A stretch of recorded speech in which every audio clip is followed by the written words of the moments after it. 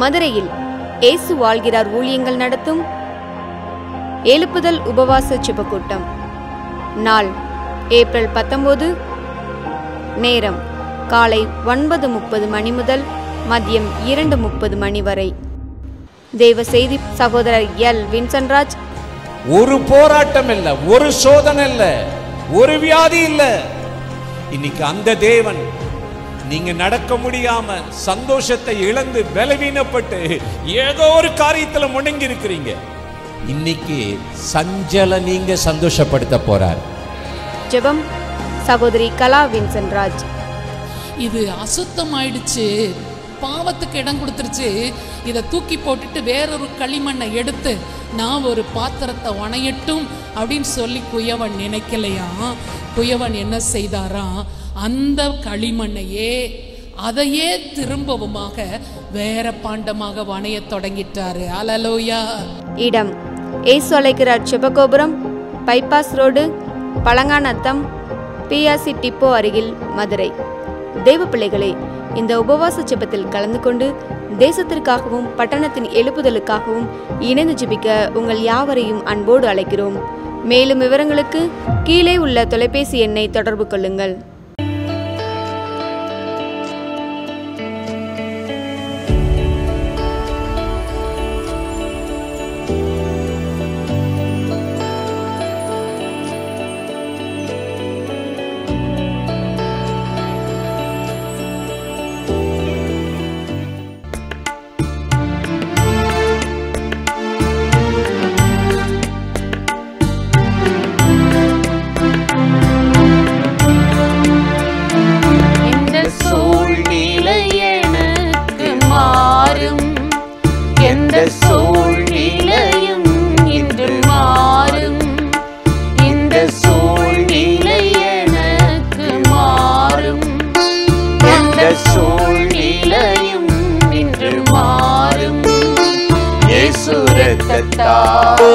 இயேசு நாமத்தால் எல்லாமே மாறிவிடும்.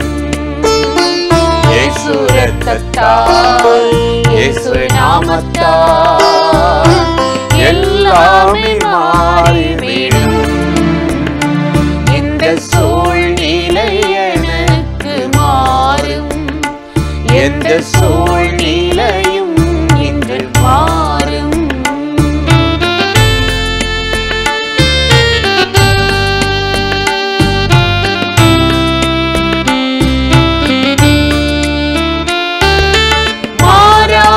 கசப்புகள் மதுரமாய் மாறிவிடும். ஆடையின் விஷமெல்லாம் அற்புதமாய் நீங்கிவிடும்.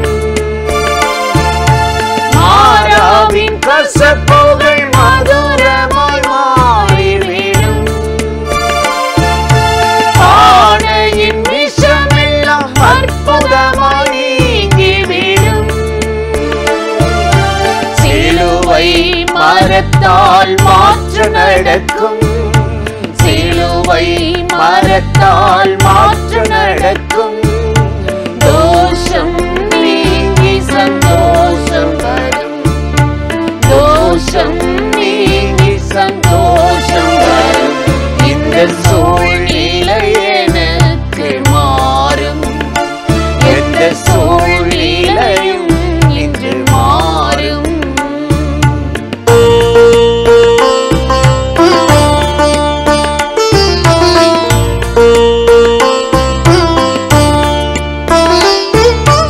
ஊழியத்தின் வல்லமை இன்றைக்கே அழிந்திடுமே. சாத்தானின் சேனைகள் இப்பொழுதே முறிந்திடுமே. ஊழியத்தின் வல்லமை இன்றைக்கே அழிந்திடுமே. சாத்தானின் சேனைகள் இப்பொழுதே முறிந்திடுமே. சேனைகளின் கர்த்தரால் யுத்தம் நடக்கும், சேனைகளின் கர்த்தரால் யுத்தம் நடக்கும். தாவீதுக்கு அளித்த வெற்றிகள் வரும், தாவீதுக்கு அளித்த வெற்றிகள் வரும். இந்த சூழ்நிலை எனக்கு மாறும். எந்த சூழ்நிலையும் இன்று மாறும்.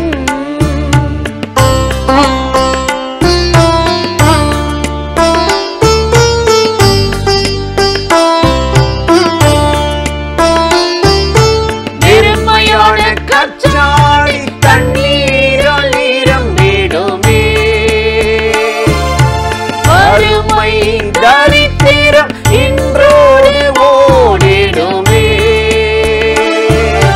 வெறுமையான கச்சாடி தண்ணீரால் நிரம்பிடுமே.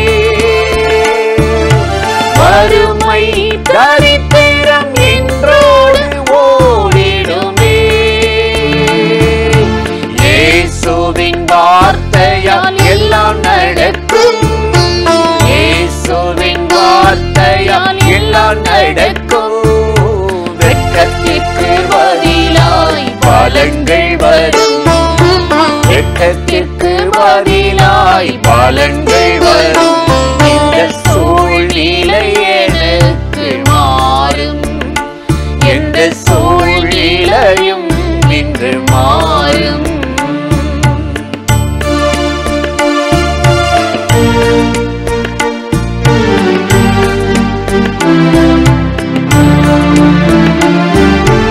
அந்தகார இருள்கள் அகன்றே போய்விடுமே.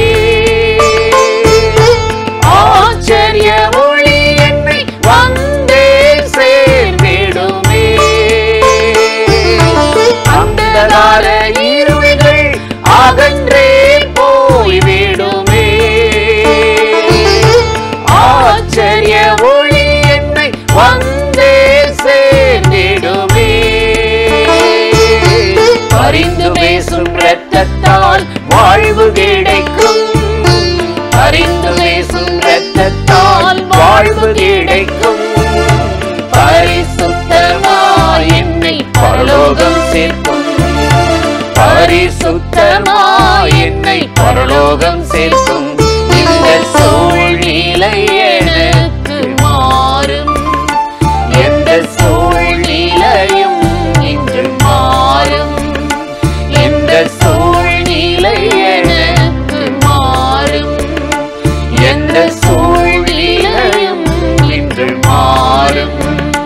இயேசு இரத்தத்தால், இயேசு நாமத்தால் எல்லாமே மாறிவிடும். இயேசு இரத்தத்தால், இயேசு நாமத்தால் எல்லாமே மாறிவிடும். இந்த சூழ்நிலை எனக்கு மாறும். எந்த சூழ்நிலையும் இன்று மாறும். பிரியமானவர்களே, ஆண்டவராகிய இயேசு கிறிஸ்துவின் நாமத்தில் இந்த காலை நேரத்தில் இயேசுவை தினம் பார்ப்போம் என்ற இந்த நிகழ்ச்சி மூலமாக உங்களை சந்திப்பதில் மிகுந்த மகிழ்ச்சி அடைகிறேன். சங்கீதம் 37:39 நாம் வாசிக்கிறோம். நீதிமான்களுடைய இரட்சிப்பு கர்த்தரால் வரும். இக்கட்டு காலத்தில் அவரே அவர்கள் அடைக்கலம் என்று சொல்லி நாம் வாசிக்கிறோம். நீதிமான்களுடைய இரட்சிப்பு கர்த்தரால் வருமா? இக்கட்டு காலம் என்று ஒன்று வருகிற பொழுது கர்த்தராகிய தேவனே அவர்களுடைய அடைக்கலமாக இருக்கிறார். ஒரு பாவமும் செய்யாமல் நல்ல காரியங்களை செய்து வருகிற தேவனுக்கு பயந்து வாழ்கிறவர்களுக்கு பெயர் நீதிமான் என்று சொல்லப்படுகிறது. இந்த நீதிமானை போலத்தான் தாவீது வாழ்ந்து கொண்டிருந்தான். அவன் சவுலுக்கு எந்த ஒரு தீமையும் செய்யவில்லை, கெடுதி ஒன்றும் செய்யவில்லை. கோலியாத் தேசத்தை அழித்துவிட, ஜனங்களை கொன்றுவிட அவன் முயற்சித்த போது தாவீது போய் முன்பாக நின்று யுத்தத்தை நடப்பித்து கோலியாத்தை வீழ்த்தி தேசத்துக்கும் ஜனங்களுக்கும் நன்மை செய்தான். இது நிமித்தமாக சவுலுக்கு நன்மைதான் நடந்ததே தவிர தீமை ஒன்றும் நடக்கவில்லை. ஆனால் அதை சவுல் விளங்கிக் கொள்ளாமல் காய்மாகாரமாக அவனை துரத்தி கொண்டே இருந்தான். அது நிமித்தம் தாவீது அனுபவித்த இன்னல்கள் ஏராளம். எவ்வளவோ இக்கட்டுகளை அவன் சந்தித்தான். இந்த நீதிமானுக்கு இரட்சிப்பு கர்த்தரால் வரும். அவர்களுக்கு அவரே அடைக்கலம் என்று சொல்லி, இக்கட்டு நேரங்களில் காலங்களில் அவர்தான் அவர்களுடைய அடைக்கலம் என்று சொல்லி நாம் வாசிக்கிற இந்த வேத வசனத்திலிருந்து நாம் அறிந்து கொள்ள முடியும். தாவீதுடைய வாழ்க்கையில் பாருங்கள், இந்த பக்கமும் அந்த பக்கமும் ஒருவராக தாவீதின் நாட்களும் சவுலின் நாட்களும் நின்று விட்டார்கள். மரணத்திற்கும் எனக்கும் ஒரு அடி தூரம் தான் இருக்கிறது என்று சொல்லும் அளவிற்கு சவுலின் ஆட்கள் தாவீதை மிகவும் நெருங்கி விட்டார்கள். அந்த நேரத்தில் ஒரு ஆள், அந்த சமயத்தில் ஒரு ஆள் வந்து சவுலிடத்தில் ஒரு விஷயத்தை சொல்லுகிறான். தேசத்தை பிடிக்க எதிராளி ஒருவன் வந்துவிட்டான் என்ற ஒரு செய்தியை சொன்ன உடனே சவுல், இவ்வளவு இராணுவ வீரர்களோடு கூட இவ்வளவு காலம் தாவீதை பிடிக்கத்தானே நான் நெருங்கி கொண்டிருக்கிறேன், இப்பொழுது கைக்கு எட்டின தூரத்தில் தாவீது இருக்கிறான், இவனை பிடித்து அழித்து விட்டால் என்னுடைய வாழ்க்கையில் கொள்கை நிறைவேறிவிடும் என்று சொல்லி அவன் அந்த நேரத்தில் நினைத்திருந்தால் தாவீது அழிந்திருப்பான். ஆனால் தேவனாகிய கர்த்தர் பாருங்கள், நீதிமானுக்கு கர்த்தரால் ரட்சிப்பு வரும். இக்கட்டு காலத்தில் அவரே அவர்களுடைய அடைக்கலம் என்று சொல்லப்பட்ட வார்த்தையின்படியாக தாவீதை காப்பாற்றும்படியாக அந்த நேரத்தில் சவுலுடைய சிந்தையை தேவன் மாற்றினார். தாவீதை தேடிக்கொண்டுதானே நீ ஓடி வந்தாய் என்ற எண்ணமே அவனுக்கு மறந்து விட்டது. ஐயோ, தேசத்தை பிடிக்க எதிராளி எவனோ வந்து விட்டான் என்று சொல்லி அப்படியே தாவீதை விட்டுவிட்டு தேசத்துக்கு முன்பாக நாட்டுக்குள்ளே ஓடினான் என்று சொல்லி நாம் வாசிக்கிறோம். இதை பாருங்கள், தாவீதை ஆண்டவராகிய கர்த்தர் எப்படி காப்பாற்றினார். நீதிமானுக்கு கர்த்தரால் ரட்சிப்பு வரும். இக்கட்டு காலத்தில் அவரே அவர்களுடைய அடைக்கலம். இன்றைக்கு நம்முடைய வாழ்க்கையிலும் இப்படிப்பட்ட இக்கட்டுகள் ஏராளம் இருக்கலாம். ஐயோ, எதிராளி என்னை பிடித்து விடுவானோ, நான் அழிந்து விடுவேனோ, நான் அசிங்கப்பட்டு விடுவேனோ, ஆபத்தில் சிக்கி விடுவேனோ என்று கூட நீங்கள் தவித்து கொண்டிருக்கலாம். ஆனால் உங்களுக்கு ஒரு ஆண்டவர் இருக்கிறார், அவர்தான் இயேசு கிறிஸ்து. அவரிடத்தில் நீங்கள் ஓடி அடைக்கலம் புகுந்து கொண்டு விட்டால், இக்கட்டு காலத்தில் நீர்தான் என்னுடைய அடைக்கலம் என்று தஞ்சம் புகுந்து விட்டால், எவ்வளவு பெரிய இக்கட்டில் நீங்கள் அகப்பட்டிருந்தாலும், அது எவ்வளவு பெரிய இராணுவமே உங்களுக்கு எதிரிட்டு வந்திருந்தாலும், அரசாங்கமே ராஜாவோடு கூட சேர்ந்து வந்து உங்களை பிடிக்க வந்தாலும், சத்துருவின் கைகளில் ஆண்டவர் உங்களை ஒப்பு கொடுக்கவே மாட்டார். தாவீதை தேவன் காப்பாற்றினார். அதே போல ஆண்டவராகிய கர்த்தர் நம்மையும் காப்பாற்றி ரட்சிக்க வல்லவராயிருக்கிறார்.